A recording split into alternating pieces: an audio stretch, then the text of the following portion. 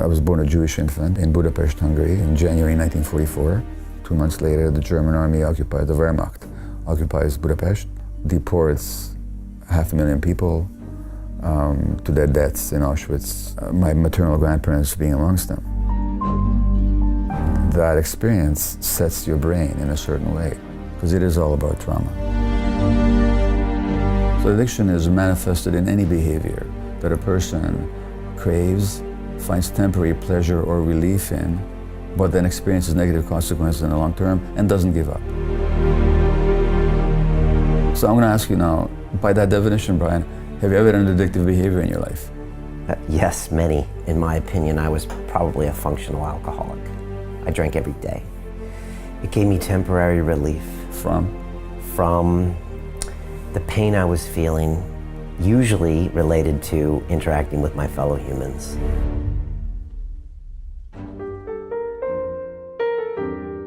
As a spiritual teacher said, addictions all begin in pain and they end in pain. So why do people use? Why do people engage in addictions? Because they have deep emotional problems they don't have the means to resolve on their own. Most chronic illnesses also originate in trauma, including autoimmune disease and cancer and degenerative nervous system disorders and so on, because of the unshakable unity of mind and body. Eckhart Tolle, who was a spiritual teacher, he said that the greatest achievement of humankind is not its architecture or art or scientific glories, but our ability to see our own insanity. That's where the healing is. By the way, healing comes from the Anglo-Saxon word for wholeness. So I have a totally optimistic message, really. I think healing is entirely possible. So if we're going to heal, if we're going to become whole, let's look at everything.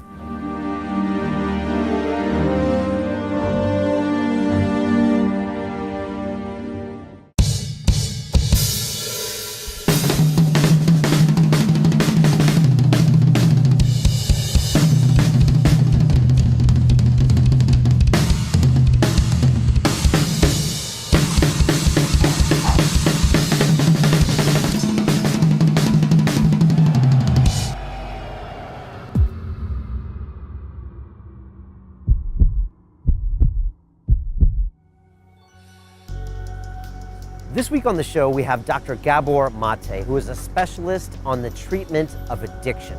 He spent 12 years in downtown Vancouver dealing with the most hardcore drug addicts, HIV sufferers, people that were basically at the end of their lives. And he learned one thing: all drug addiction comes from childhood trauma. Yes, I said it, and that's what he believes. He also believes that many diseases, including some cancers, multiple sclerosis, can be traced back to trauma as well.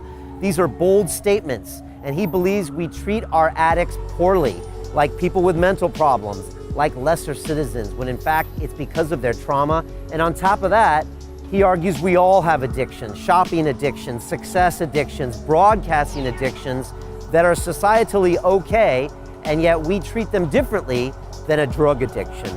Dr. Mate is at the cutting edge. I believe he's talking about things that 100 years from now, we will know that are true, but that right now seem a little bit controversial. And that's why I'm really happy to have him on the show. He was born in Hungary right before Nazi Germany invaded. He knows about trauma from being a very young man. He's now 73, and he is still searching for his inner demons. He has some ayahuasca ceremonies planned in Peru for this year. He's a fascinating man, and I think you're really going to enjoy him. I really enjoyed my time with him. I've been waiting to talk to him for the last 2 years. If you would like to download the success secrets from this episode, you can go to londonreal.tv or click on the link in the description and get those for free, so please check that out. And there's all sorts of other amazing things happening on the Academy. If you want to create your very own London Reel, our Broadcast Yourself course is coming very soon.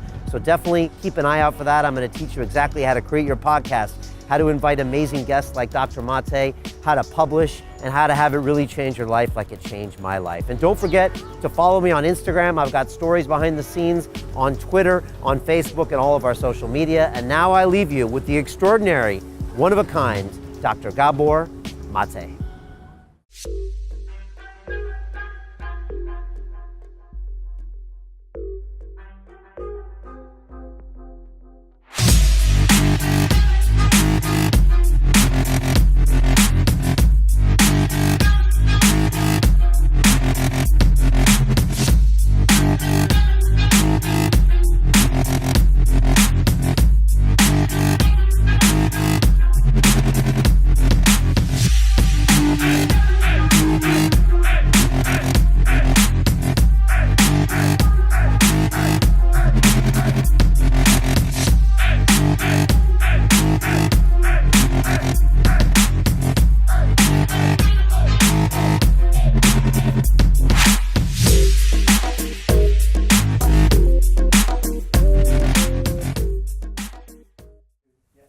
This is London Real. I am Brian Rose. My guest today is Dr. Gabor Mate, the renowned speaker and best-selling author who specializes in neurology, psychology, and psychiatry, as well as the study and treatment of addiction.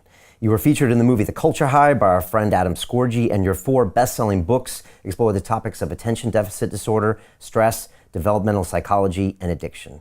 You spent 12 years in downtown Vancouver in clinics treating patients challenged by hardcore drug use, mental illness, and HIV, and you've used the plant medicine ayahuasca for addiction treatment. Dr. Mate, welcome to London Real. Pleasure to be here. Pleasure having you here. I think we've been trying to get you here for years, so it's great to have you in London. So much to talk about. I figured I might just jump in on that last part because you were really in the trenches in downtown Vancouver, and you saw what I think most people don't see. I think we see the Hollywood version of what addiction looks like, or we see what we'd like to think it is, but you saw what it really is. And I was wondering if you could tell us what you saw and what you learned in that period and what you can tell us about it. The downtown east side of Vancouver, British Columbia is one of the world's ground zeros for addiction, in that in a few square block radius we have thousands of people inhaling and ingesting drugs of all kinds and paying dearly for it. These people are often outside the law, certainly beset by many medical problems due to injection drug use, including psychosis, including HIV, including hepatitis C, cancers. They die of overdoses.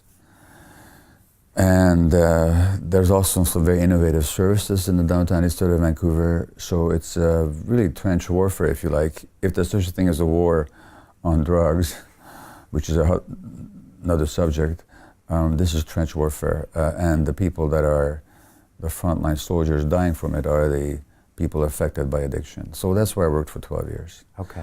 And what I learned could be summed up really very briefly by saying that addiction is not a choice that anybody makes, it's not a moral failure, it's not an ethical lapse, it's not a weakness of character, it's not a failure of will, which is how our society depicts addiction, nor is it an inherited brain disease, which is how the medical tendency is to see it. What it actually is, it's a response to human suffering.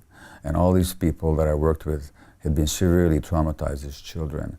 All the women had been sexually abused, all the men had been traumatized, some of them sexually, physically, emotionally neglected.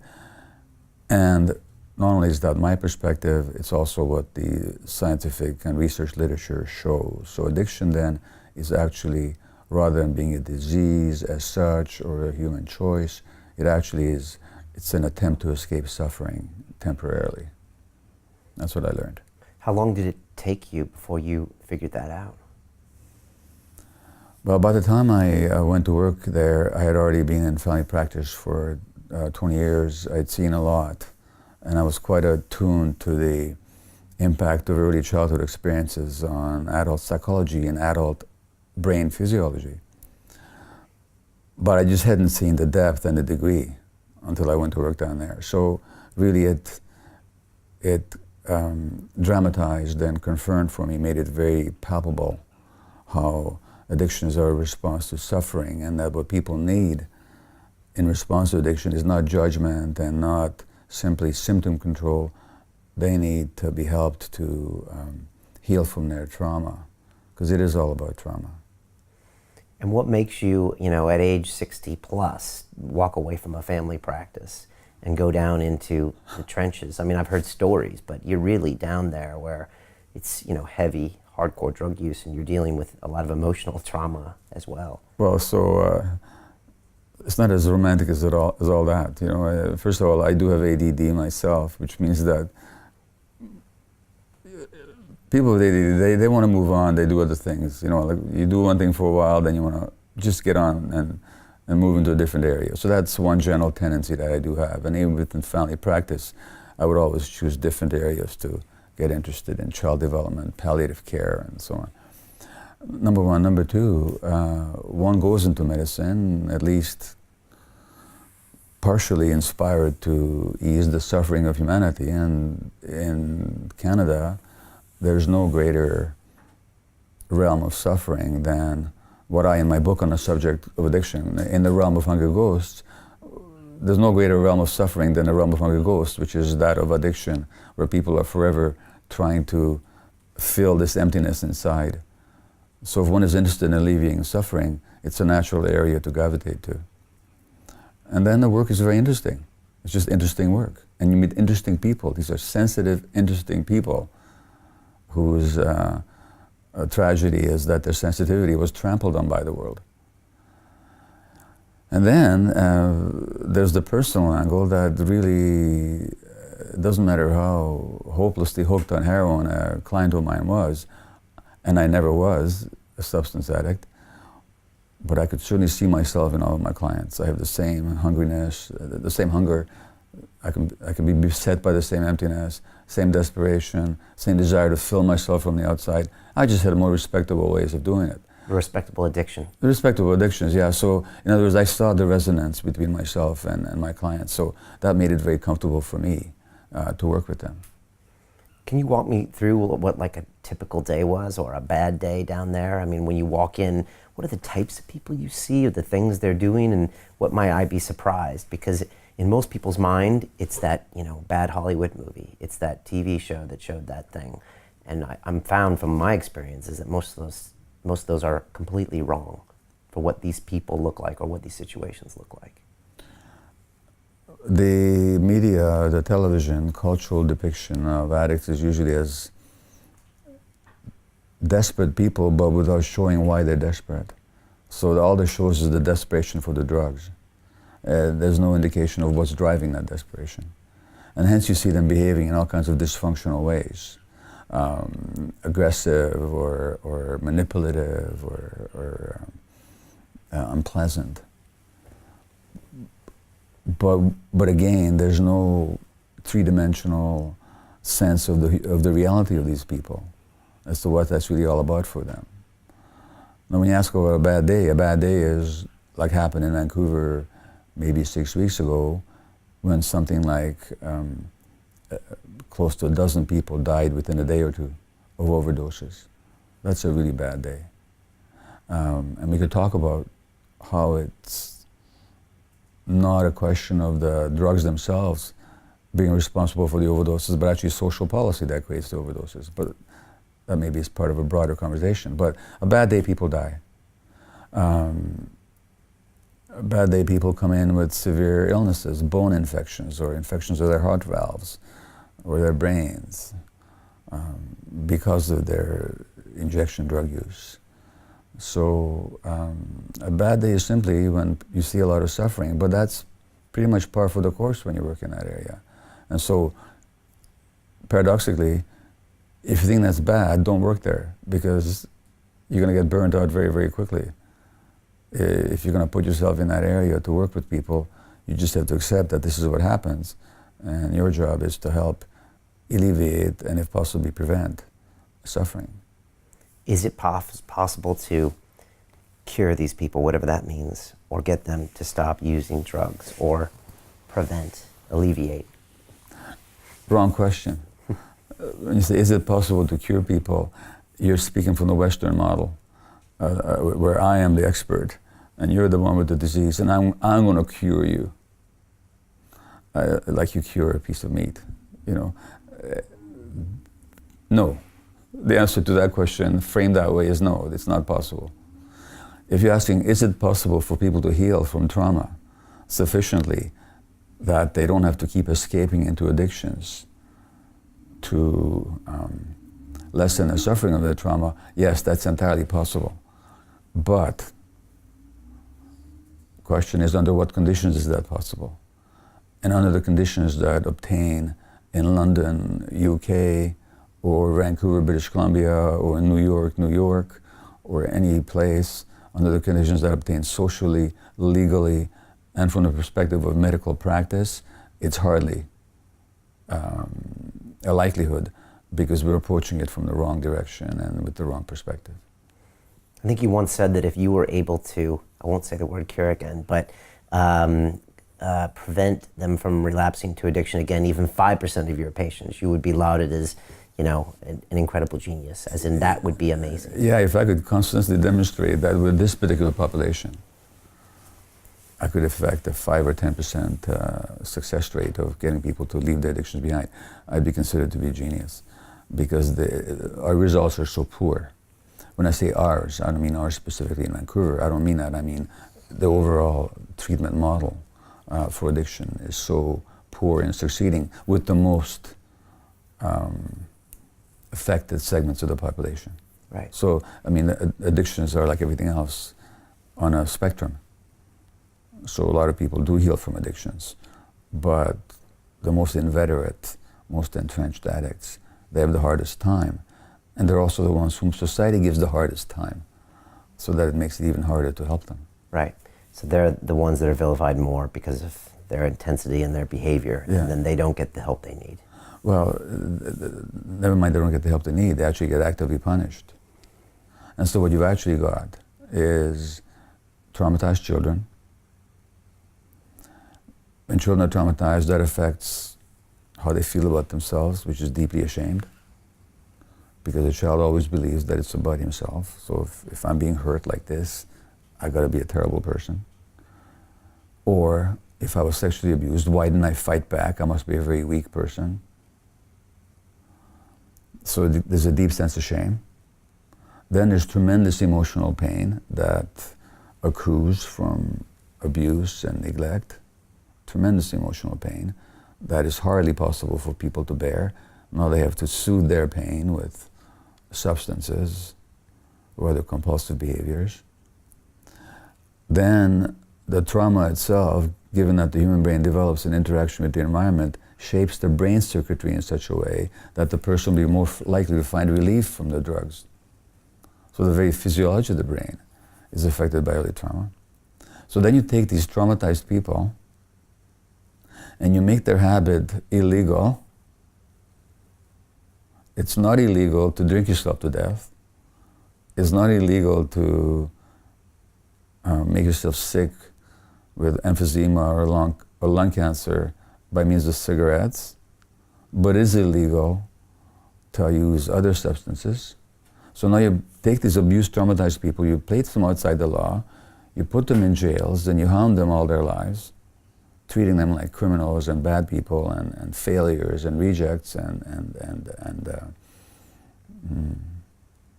less than human. And then we wonder how come they don't get better.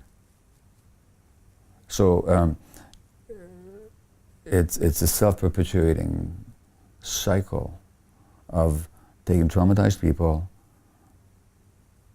and then re-traumatizing them, and then hoping at the same time, why don't they listen? Why don't they get better already? Why don't they give it up? Well, they don't give it up because the more hurt they are, the more they need to escape.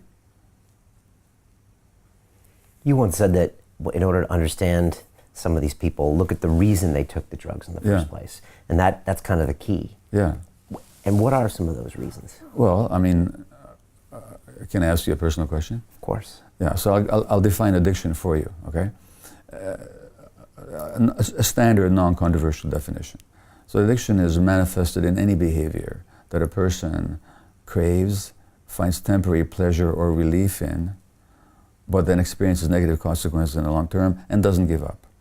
So craving relief, pleasure short term, long-term negative consequence, inability to give it up. That's what addiction is. I said any behavior. I didn't say drugs. Could be drugs. So I'm going to ask you now, by that definition, Brian, have you ever had an addictive behavior in your life? Yes, many. Okay, so I'm not going to ask you what, when, or for how long. I'm just going to ask you, what did you like about it? What did it do for you? It gave me temporary relief. From? From the pain I was feeling, usually related to interacting with my fellow humans. Okay. Or how I felt doing that. Okay, so you had the emotional pain that was triggered for you by interaction with people. And maybe even with being myself as well. How you experience yourself. I think I wanted to get away from myself. You weren't comfortable in your own skin. I think so, yeah. Okay, fair enough. In other words, the addiction provided pain relief for you, temporarily. Yes. Now, as a spiritual teacher said, addictions all begin in pain and they end in pain. But we're talking about the beginnings now. In other words, the addiction wasn't your problem. Your problem was that you had a lot of emotional pain, you didn't know what to do with. So the addiction was really an attempt to solve a problem. So when you say, why do people use substances, or why do they engage in addictions in general, it's because they have a problem they don't know what to do with. And if you really understand their addiction, like with yourself, you have to ask, well, what gave you so much emotional pain? And how come you didn't have the internal resources? This is not a judgment, it's simply an inquiry. How come you lacked at some point the internal resources to deal with that pain in a more creative, forward-looking way that would help you resolve the pain rather than to perpetuate it? So really what it was is that the addiction came along to help you solve a problem you had no other solutions for at the time. And that's the case for all addictions. So why do people use? Why do people engage in addictions? Because they have deep emotional problems they don't have the means to resolve on their own. That's why they use. Okay. And nobody could, then how come someone couldn't help me figure this out? Well, that's why I write my books. Okay.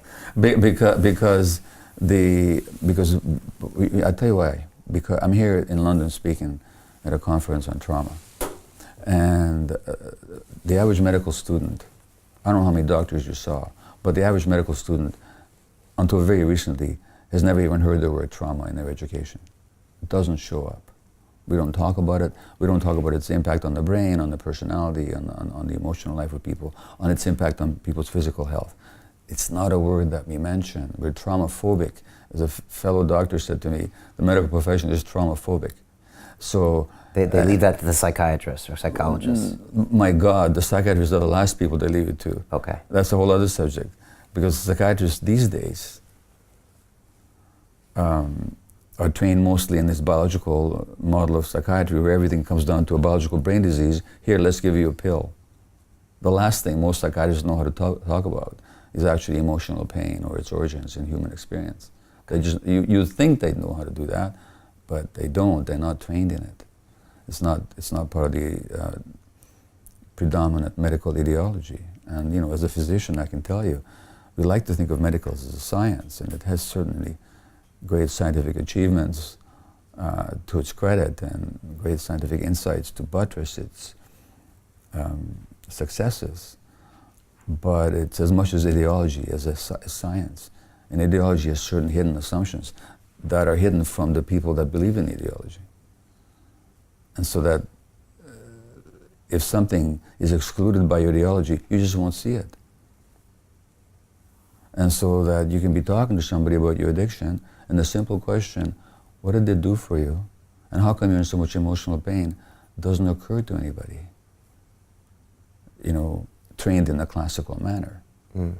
No, this is true not just for physicians, it's true for a lot of psychologists as well, who are more interested in solving your problems and getting you to overcome the behavior than in asking, well, okay, where does this behavior come from? And what are you still carrying inside that's making you behave that way? And how can we help you resolve what's inside you?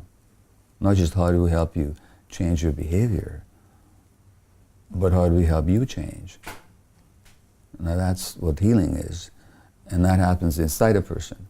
So it's never a question of anybody curing anybody else, but we can guide people to healing if we ask the right questions. Okay. And sometimes give them the right treatments can help them guide them. Yes, and there's a whole range now of not panaceas, because there's no one treatment that works for everybody, but once we understand the origins of something in trauma, then there's a whole panoply of treatments that can work for different sets of people. Okay. But first you have to recognize the problem. So let me go a little deeper on what I was thinking about when it came to my addictions. Sure. So from basically the age of 18 to 38, in my opinion, I was probably a functional alcoholic. I drank every day. Okay. And again, now that I look back at it, I've had a little wisdom doing London Real the last few years, and I'll tell you a little more why. I think I was getting away from me, who I think was driving me to be the ultimate best at what he does, and I'll get to that shortly. I'm very smart. I know that this was a stupid behavior. It was a temporary fix that I usually paid for dearly the next day. and repeatedly paid for. And yet, because of my resolve or whatever, I managed to, eke out what most people would call a successful life. And the more I did it, the more I think my self-esteem dropped a little bit, because I couldn't control this about myself, whereas I could find success, whatever that means, in other aspects of my life. And so it wasn't until I started doing this show, and I had a first ayahuasca ceremony, that I was like, okay, now I'm going into a realm I'm not familiar with. It was scary, but part of me knew there was something there. And I had my second ayahuasca ceremony, and while we're being so honest, I was pretty much right here at the time on a sofa. And I distinctly remember laying down on this sofa after I had the plant medicine, and I was crying so much that the tears were going down my eyes and dripping down off my ears. And I still remember the tears dripping off my ears. And I was going back, I was visualizing a 7-year-old boy. And this was me when my parents divorced. Yeah. And this was this little boy that was building up all these walls around him because he had been hurt so much. And so for me, it was like, no one's getting in the rest of my life. And maybe, based on what I've read about your stuff, my attempting to excel in the world was to show the world that they needed me, so maybe that's why I went to MIT and got the job in banking, these kinds of things. And so seeing that in that ceremony just showed me how I would just shut off from the world. And I think that brought on more pain and more judgment on myself. And so from then on, I kind of tried to make sure that I kind of opened my heart up to a lot of these things, and also to try to reconnect to this world that I couldn't connect to earlier. So that was kind of my story. Well, it's an archetypical story. Yeah. So first of all, you're hurt as a child, and then you have to compensate for it. So you compensate in two ways. One is by becoming a success, and like I said about myself, when you get the message when you're a young child that the world doesn't want you and need you, then one great way to deal with it is to go to medical school, because now they're going to need you all the time. Right. And the more they need you, the more positive feedback you get, the more you get sucked into it. Right. But as for your success, quote unquote, and mine success, quote unquote, there's a subtext, which is a real niggling, not even spoken, but definite fear inside. Do they really want me? Or is it what I'm doing for them that they want? So this is where the hunger comes from. You can never get enough. Because by doing, you're never satisfied when your hunger is about being and not having been accepted just for being. No, that's one way to compensate.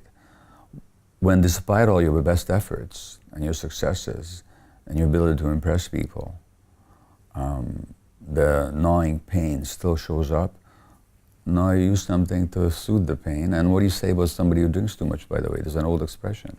It's someone just like you. No, it's someone you don't like who drinks as much as you. Yeah. Oh, sorry. No, fair enough. No, but it's more specific. When somebody's drunk too much, there used to be an old saying, they're feeling no pain. Okay. They're feeling no pain. Well, that's exactly what it's about. Right. Now, look, in terms of what you said about escaping from yourself, Keith Richards, who, as you know, had a ferocious heroin habit for a while, in his book, Life, his autobiography, he says, I'm paraphrasing, but it's very close. He says, the contortions we go through just not to be ourselves for a few hours. And that discomfort with the self originates back to being a 7-year-old, and even younger than 7, because the divorce happened when you were 7, but your parents were miserable and unhappy with each other for years before then. Otherwise, they wouldn't have got divorced. And guess what that misery was all about in your mind? It's all about you. Me, yeah. Because children interpret the world in those narcissistic ways, that whatever happens is because of me. So you failed to make your parents happy. And of course you're uncomfortable with yourself. Not to mention, the more sensitive a child is, the more he or she absorbs the stresses and tensions and upsets of their parents. That's a lot to deal with. And it's a lot to deal with, especially when there's nobody there to talk to about it, who can actually listen to how you feel and validate your emotions gives you some support, then you just develop this idea that I got to do it all myself. I'm on my own. And this drives a lot of people, a lot of successful people in our society. That's what they're driven by. So that by the standards of a materialistic world, success looks a certain way. But look at the internal life of those people. You know, they think the world is a horrible place. I'm quoting Donald Trump. He said the world is a horrible place. That's the world he lives in. He lives in a world that's a horrible place. How would you like to live in a world that's a horrible place? Doesn't matter how many billions you have. Doesn't matter what powers you've accrued. How would you like to live in a world that's a horrible place? No. Why does he see it that way? Because he was a traumatized kid. His father was a rageaholic, demanding, demeaning, emotionally abusive person. His brother drank himself to death. Trump is a huge success who lives in a horrible world. When you look at the lives of successful people, the billionaires, the CEOs, Yeah. do you see the very same pattern recognition as the addicts you treat in downtown Vancouver? Very often, when I've studied the lives of some of them in depth, very often, I don't want to generalize, but a lot of people I've looked at have been that way. And well, the only thing that's different is their addiction is played out in, like mine was, and maybe yours was. I'm not talking about the drinking, but I'm talking about the success, and you know, in a financial world that you may have had, the successes represent addictive drives whose negative impact on the world is tremendous. You know, who creates more suffering? Somebody who sells an ounce of heroin to somebody else to feed their own habit, or somebody who destroys the Amazon forest for some financial gain. Which addict causes the more problems in the world? So it's very economically, socioeconomically defined as to what success is and who's the addict and who we need to really look at. Talk to me about what you think about, say, North America's relationship with drugs. Does it go back to some Puritan sense where we don't want to allow ourselves pleasure to some extent? Is that where a lot of this whole battle in the mind that then becomes manifested as a war against drugs, et cetera, whereas other cultures maybe are more allowing of that, maybe they're more open to that? How do you view it? Because it doesn't seem to make sense. Well, when you say North America, I don't see much difference throughout the Western world, actually. Okay. It's fairly universal, the so-called war on drugs. And again, my mantra about that is there's no war on drugs because you can't make war on inanimate objects. There's a war on drug addicts. In other words, we're warring on the most traumatized segments of the population. And that's true as much here in Britain as it is in France or United States. Although the United States, of course, leads the world. So as we know, the world's population, 4 or 5% of the world's population are Americans, 25% of the world's jail population are Americans. So every 5th person in the world in jail is a citizen of the land of the free. And there is reasons for that. But pleasure seeking is hardly it, because there's no more hedonistic society than the United States. I mean, the desperation to experience pleasure, the pursuit of happiness, as if happiness was something external to you that you could pursue. I mean, that's an interesting phrase right there. Yeah. The pursuit of happiness. But maybe that sets the landscape from the beginning. Of course. I mean, the Buddha wouldn't say that. No, he wouldn't say that at all. Okay. But pleasure seeking and the rejection of pleasure seeking, it may play some role in certain people's attitude, but it's not what drives it overall. Actually, if you look at it historically, it's has very much a racial tinge to it in the United States. Minority peoples are much more likely to be arrested and charged with and convicted of drug charges than other people. For the possession of the same chemical, a black person will get 10 times the jail sentence that a white person will, for example, cocaine, Yeah. depending on which form, Yeah. you know. There's a wonderful film I saw recently on Netflix called The 13th, which is the 13th Amendment, which is that slavery is outlawed. You can't benefit from people's coerced labor unless they're criminals. That's the 13th Amendment. Okay. So after the Civil War, when they could no longer use black slaves, now they created black criminals. And then they could use them in the chain gangs. And it follows that whole miserable history up till recently. And so I think it's very complex in the States, but racial politics has a lot to do with it. So does pharmaceutical control. It's highly medicated society, but we just like the medications to be dispensed by people who can make profits off it. So it's the most medicated society in the history of the world, and certainly in the world today. So that there's many reasons, but the deepest reason, I think, is the denial of pain. We're a society that denies the pain that this society causes. Right. So on the one hand, we engender pain. Look, I was writing the not YouTube, sorry, that's an interesting phrase. I was reading the Tube in London today. Yeah. Not the YouTube. And reading the Metro. It's locally published. Free paper, yeah. Free paper. On the second page, 2 items, right next to each other. The one is that there's a new British study that says that something like 65% of Britons had suffered some kind of emotional crisis or problem in their lifetime, some kind of mental health issue, panic attacks, depression, something. A new survey by one organization or another.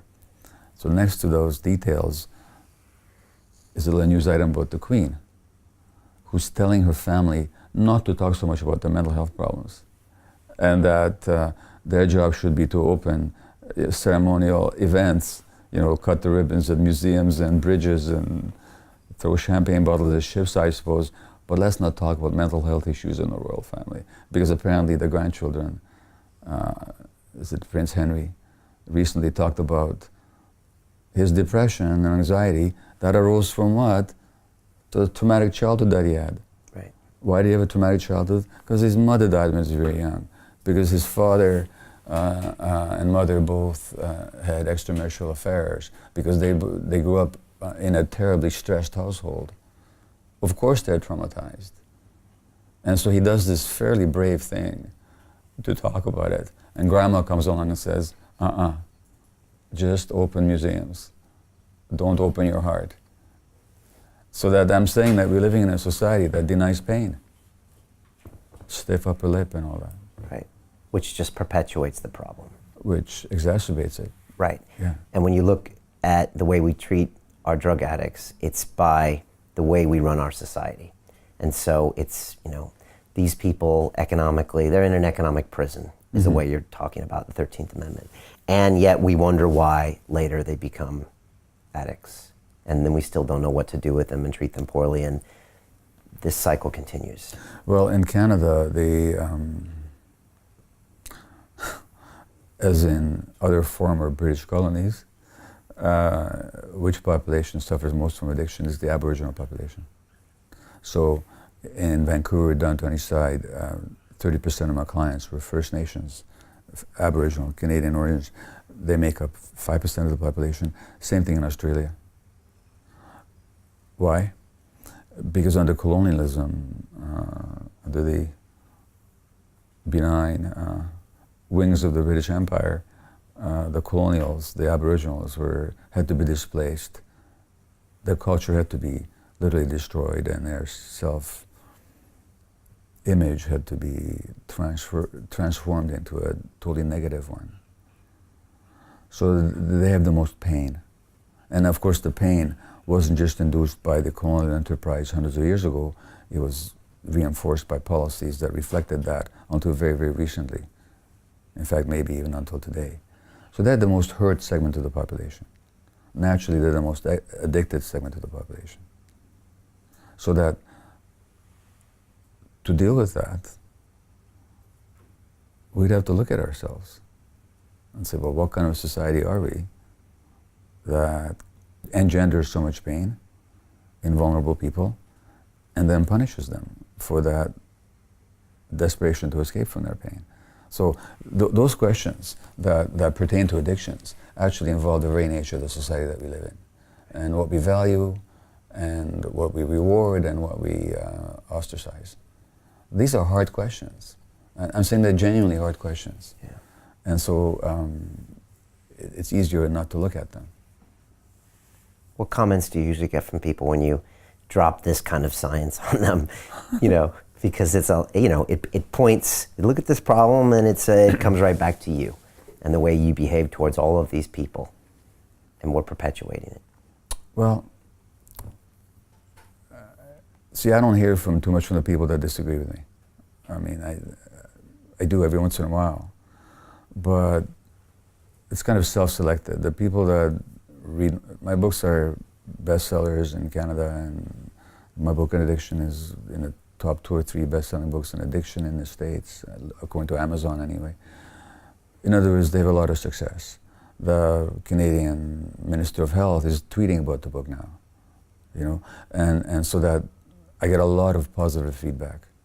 Now, the people that don't agree with me so much, they don't come and hear me talk. Why would they want to? So it's a self-selected audience, I suppose, that reads my books and comes to hear me address these issues. So I don't hear too much negative feedback.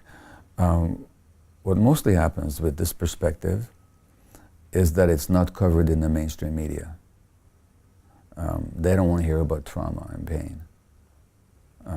This is true certainly here in England. It's also true in North America. Why is that? Don't we love a good trauma story? We love a good terrorist story. How come we don't love a good trauma story? Because in the terror story, we're the victims.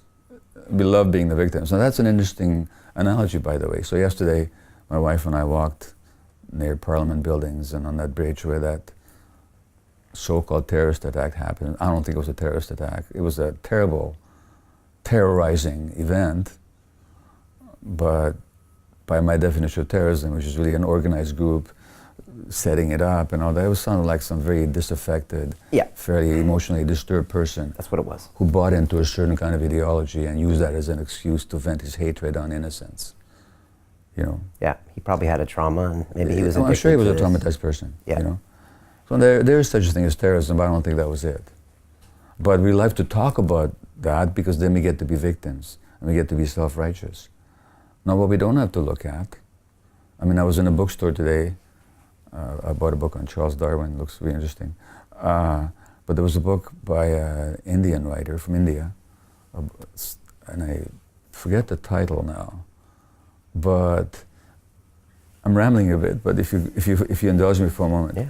Yesterday I was walking in Trafalgar Square, and there was a statue of, and I forget which British general. Nelson, the big tall one. No, I don't mean Nelson. Oh, okay. No, I don't mean Nelson. I mean one of the ones who was viceroy in India. Okay. And he led the British forces against the Sepoy rebellion, one of these attempts by the Indians to rise up against their oppressors, against their colonial masters, and glorified for massacring Indians who just wanted to be free in their own country. I'm talking about from India. So, and I was thinking to my wife, I just wonder how the average Indian tourist to Britain feels about that statue. So today I'm in a bookstore, and there's a book by an Indian writer about Inglorious Empire, maybe the title, I forget, what the British did to India.